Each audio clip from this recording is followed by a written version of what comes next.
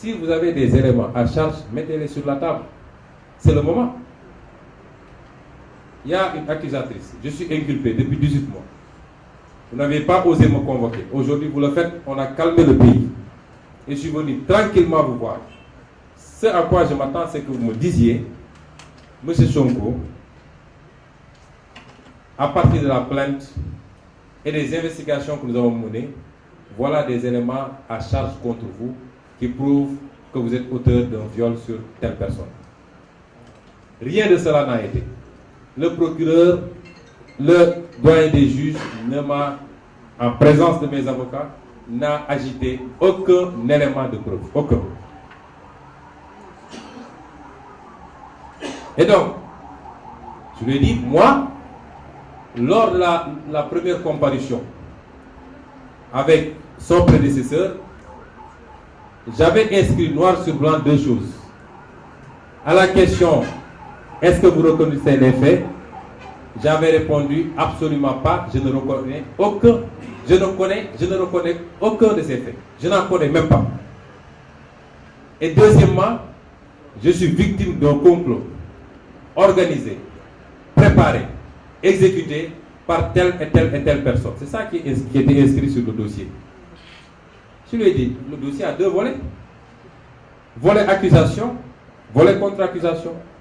Que chacun apporte ses preuves. Et puisque vous êtes incapable de me montrer ne serait-ce que le début d'une preuve, moi je vais vous donner mes preuves. Et je lui ai dit, concernant le procureur Serigne Bassirou Gueye, il a comploté contre ma personne sur ce dossier. Et par la grâce de Dieu, parce que depuis qu'on a commencé ce dossier, je ne peux que remercier le Seigneur.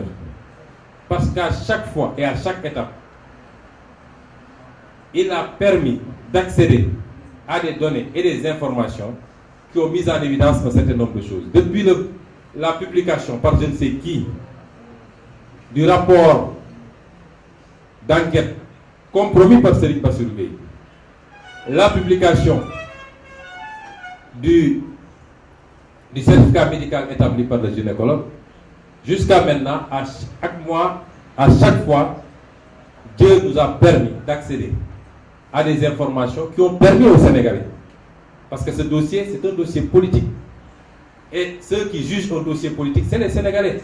Ce n'est pas les magistrats. Ils ont beau s'agiter, mais c'est les Sénégalais qui jugent. Et c'est pourquoi les Sénégalais, en juge, étaient sortis au mois de mars dernier pour dire ça ne se fera pas. Et par la grâce de Dieu, nous avons pu accéder à un document qui est essentiel. Essentiel dans ce dossier. De quel document s'agit-il? Il s'agit du procès verbal d'enquête interne de la gendarmerie nationale. Le procès verbal numéro 063 4 bar HC bar CAB du 14 avril 2021 intitulé Affaire Capitaine Touré, feuillet 1 à 18. Lorsque les choses se sont passées comme elles s'étaient déroulées l'année dernière, M. Jean-Baptiste Tine, qui était en ce moment le haut commandant de la gendarmerie, un bon soldat digne et loyal, avait ordonné une enquête.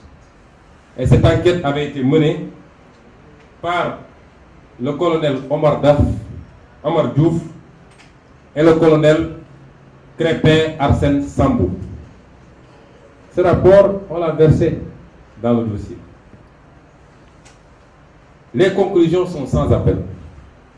Et c'est pourquoi je crois que Macky Sall va avoir la surprise de sa vie, parce qu'il ne sait pas que nous détenions ce document. Il paraît que quand ce document lui avait été remis, la première question qu'il avait posée, c'était « J'espère que c'est la seule copie ». Eh bien, ce n'est pas la seule copie. Parce que nous sommes dans un peuple de personnes dignes et de patriotes. Dans un peuple qui n'aime pas l'injustice. Ce que Macky Sall doit savoir, autant il est renseigné sur nous, autant on est renseigné sur lui. Même quand il prend son petit déjeuner, on sait qu'est-ce qu'il a mangé. Donc il n'a qu'à arrêter ces gesticulations. Qu'est-ce que dit ce rapport?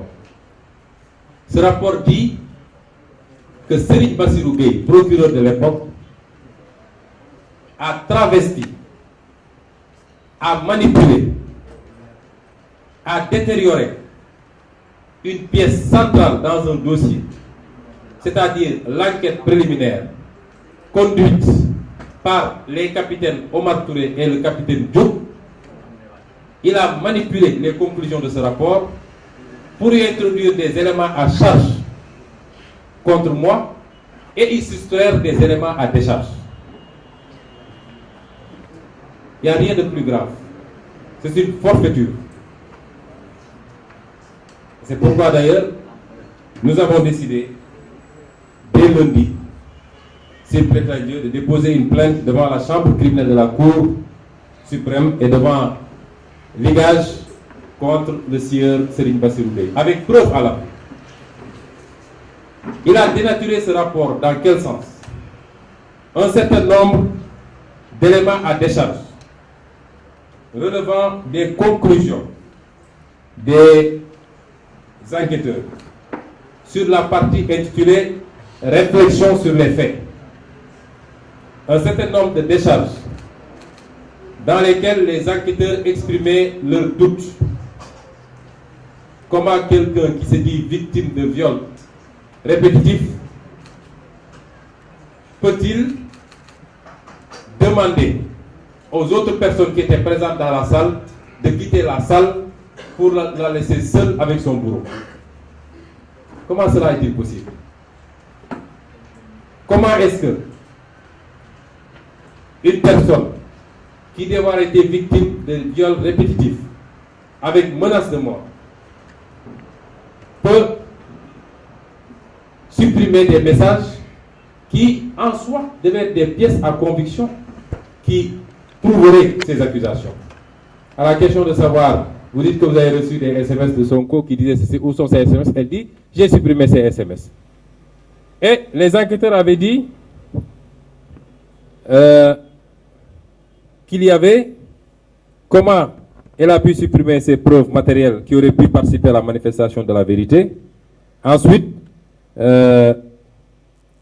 pour une victime de viol répété, son comportement reste assez curieux. Pourquoi n'a-t-elle rien dit à sa patronne, sachant que cette dernière interdit formellement d'entretenir des relations extra-professionnelles, ainsi de suite. Et ensuite, la partie où le dénommé Sidi Ahmad Mbaye reconnaissait avoir participé à la préparation en montant le guet devant l'Institut pendant longtemps, toutes ces parties-là ont été censurées, enlevées du rapport par Serigne Bassirou Gueye. Je rappelle qu'un procureur n'a pas le droit de modifier une virgule d'un rapport. Il est certes le maître des poursuites, mais l'enquête dépend exclusivement des enquêteurs. Il n'a pas le droit de le modifier, de le censurer. Mais le plus grave, après avoir enlevé des éléments à décharge, le procureur a introduit dans le rapport final des éléments, de faux éléments à charge. Il est allé chercher des images qui peuvent choquer les bonnes mœurs.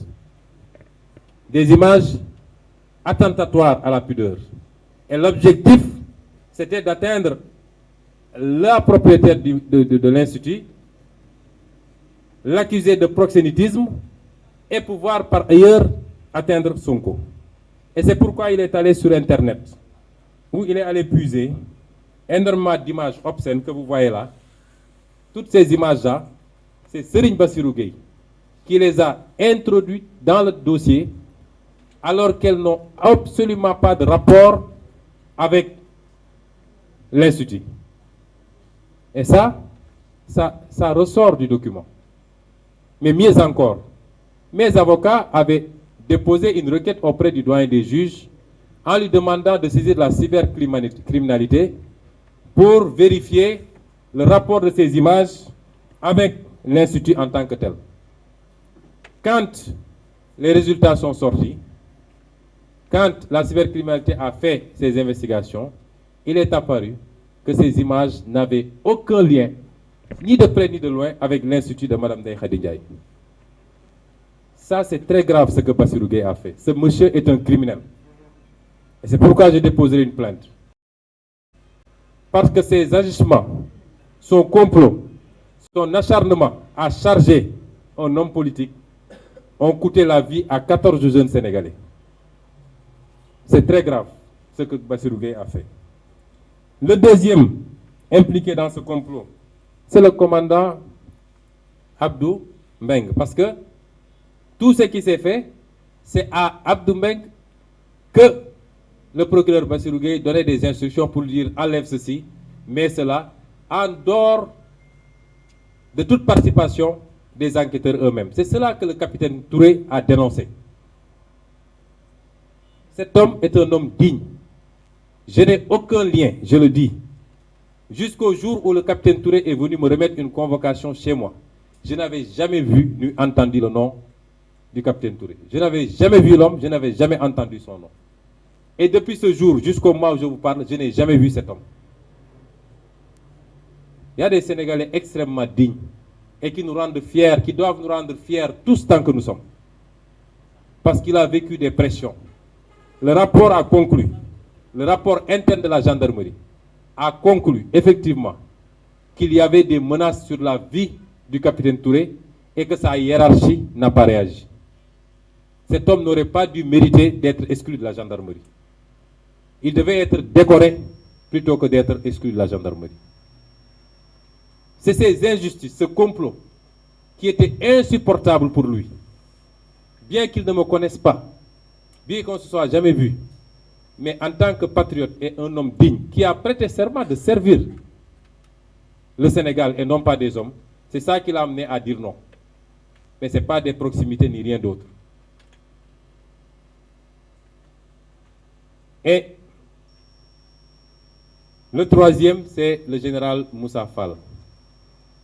Il est établi dans ce rapport, le capitaine Touré l'a dit, le capitaine Diouk a confirmé en avoir entendu parler, que le général Moussa Fall, 15 jours avant les faits supposés ou les faits déclarés, parce que ça n'atteint même pas le niveau de supposition,